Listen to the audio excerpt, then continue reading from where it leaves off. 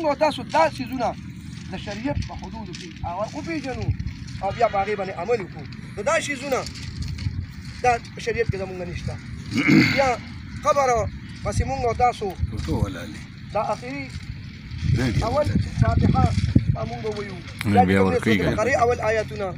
او دا حساب چې کوم دی دا اخري آیاتونه د بقرې دا موږ لیدو دا چې کوم دی د احادیثو نه مشکات کې حدیث شته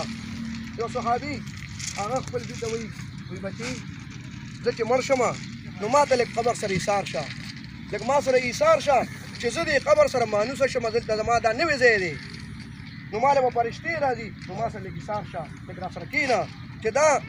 ستا په حضور کې او ستا په موجودګۍ کې دا تپوسونه زمانو شي نو دا ایثارېدل قبر سره دا پکار دي دا عبدالحی صاحب خو دا هم لیکلي دي چې تاسو دا بقره اول او آخر دا چې کوم دی په پټه باندې ویل پکار دی دا په تیزه تیزه باندې نه په اسلوب باندې دا افضل ده ښه طریقه ده ښه بیا چې دا وشي زموږ عزتمندو بیا بعضې خلک دا یو خبره به وکړم قبر تیار دی بیا خلک زموږ او ستاسو د تعزیت